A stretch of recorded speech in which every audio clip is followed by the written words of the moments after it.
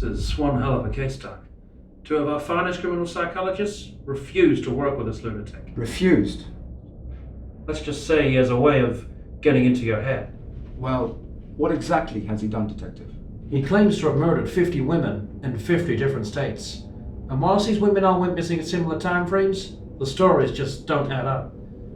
You see, some of the women he claims to have killed, he could only have done so if he had been in each one of those states at the exact same time. My guess, he probably decided to look up the missing person list and weave this elaborate story as a means of getting famous. We found no record of him on our database, not even a DNA match. Frankly speaking, I think he's probably nothing more than some bum off the street seeking attention. But procedure is procedure.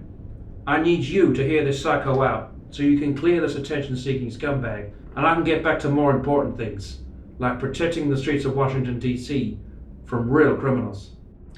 Thank you, Detective. I'll take it from here.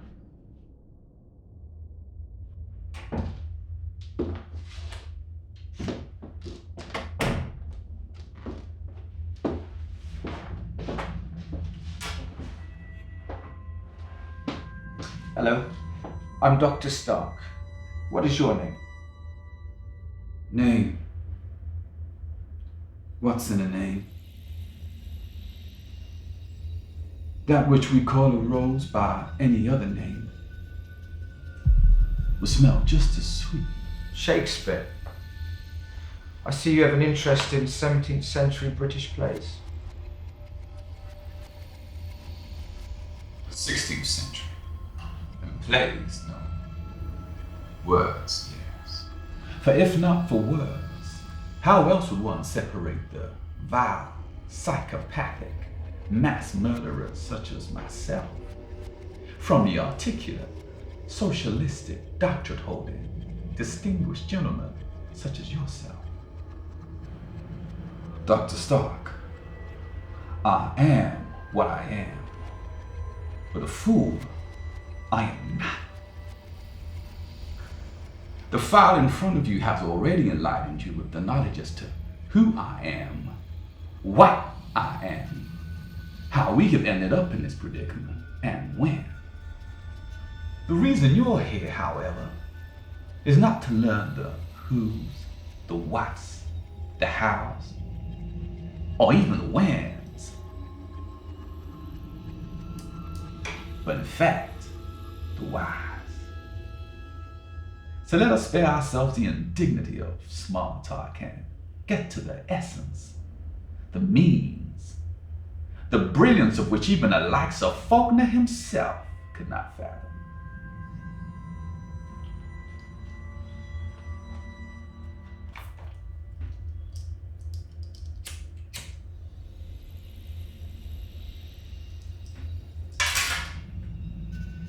You know, doctors think that if they quietly nod and take notes in their little book, the patient will feel overwhelmed with the thought that he is being psychoanalyzed correctly. And as much as you'd like me to believe you have me all figured out, the truth is, you can't tell me from Adam. So why don't you help me? Why don't you help me understand the wonder that is you? The wonder? A Sufi dervish's oneness with God is a wonder. A 14-year-old boy who can recite the New Testament word for word is a wonder. I simply am a man, long gone of reason and purpose. A raconteur, perhaps, but a man nonetheless. Please enlighten me. Well, if I am to tell you my epic tale, I must iterate with a quote you might just be familiar with, which is, the only way to rid yourself of temptation is to yield to it. And quite simply, that's exactly what I have done. Except, I not only did that, but quite like Moses, I also led my victims to their supposed promised lands. I was the shepherd, and they my flock. So, you think you freed these women by murdering them? Murder? No. Besides, it takes two to make murder. These, on the other hand, were born victims. They were born to have their throats cut, just as the cutthroats were born to be hanged. Aldous Huxley, one of my favorites. His perceptiveness into the human psyche astounds me. And yes, I did free these women. Free them from the shackles they wore ever so tightly on their minds, on their bodies, and their souls. I gave them freedom. Isn't that what everyone desires? Tell me, why you think you feel the need to kill? Did something happen in your past?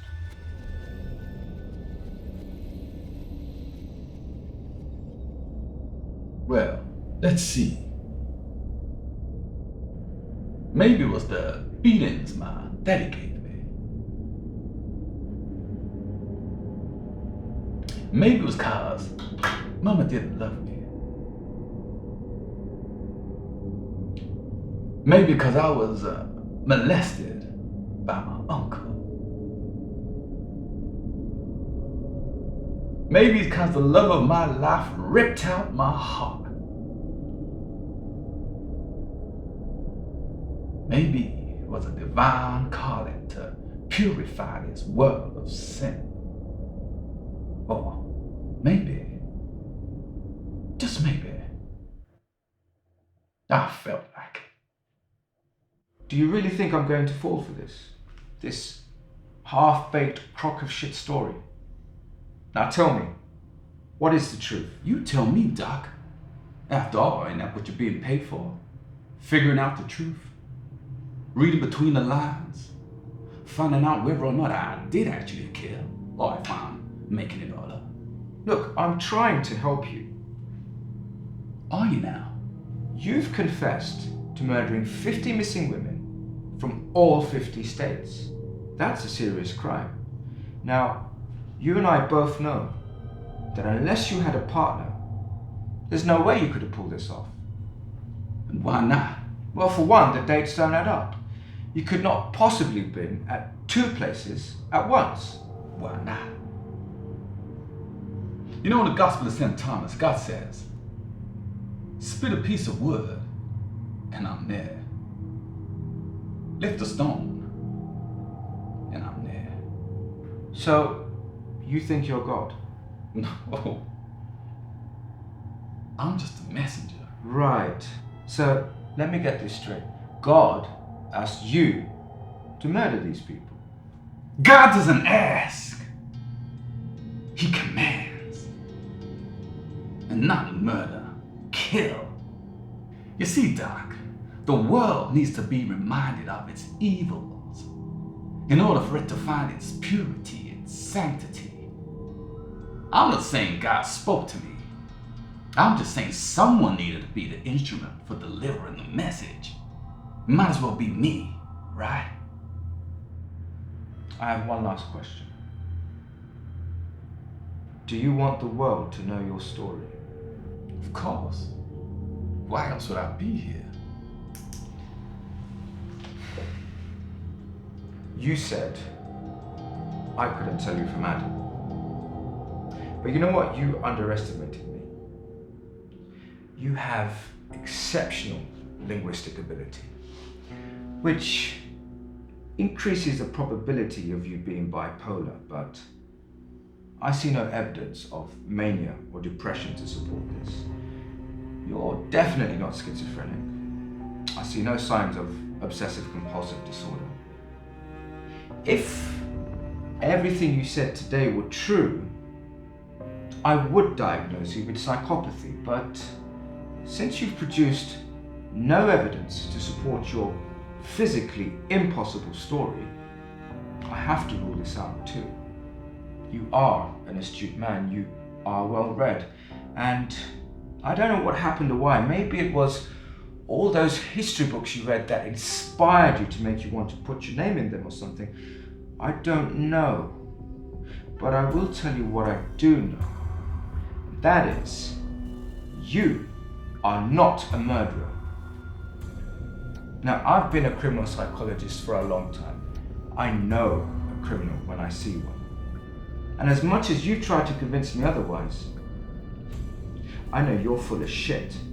So no, unfortunately, you don't get to tell your story to the world, and you do not get to go down in the history books either, because you, my friend, are not a murderer. You are simply a man.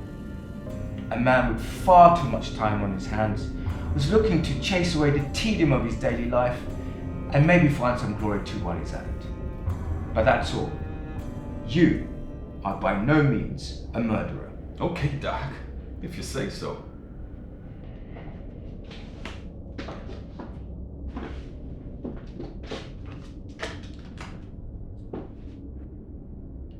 Jeffrey, may I ask you for one last thing? I consider myself to be a bit of a poet, so to speak. Would you mind terribly if then, before leaving, I wrote you a little poem?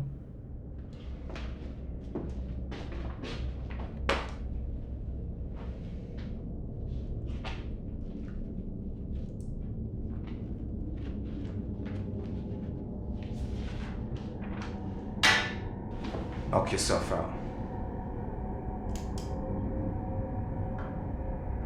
Beneath the hill, lying in wait, fouled and misguided the truth and hate, the manifestations of capital crime.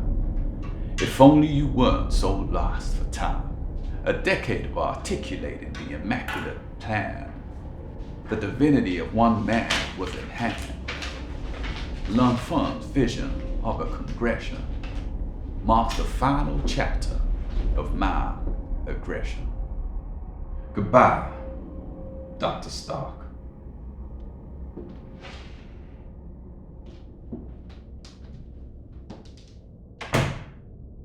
Well, You were right.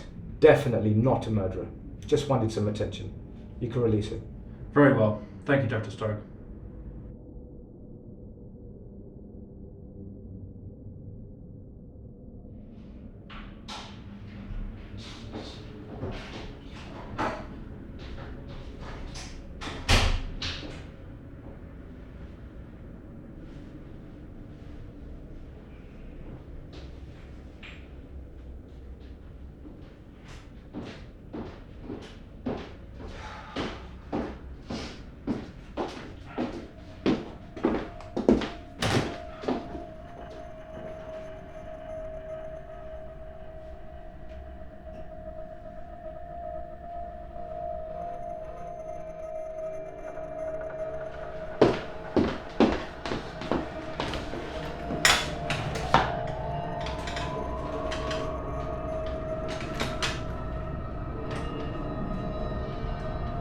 Beneath the hill.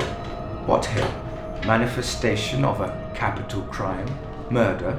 But why is capital written with an O and not an A? Capital and hill are the only two words that are capitalized. Capitol Hill. Beneath Capitol Hill. Lost for time. Cops can only legally hold you for another hour. Decade of planning. Decade of planning. Why did he say mass murderer and not serial killer? Vision of a congression. Final chapter of aggression. Congress. Beneath the US Congress.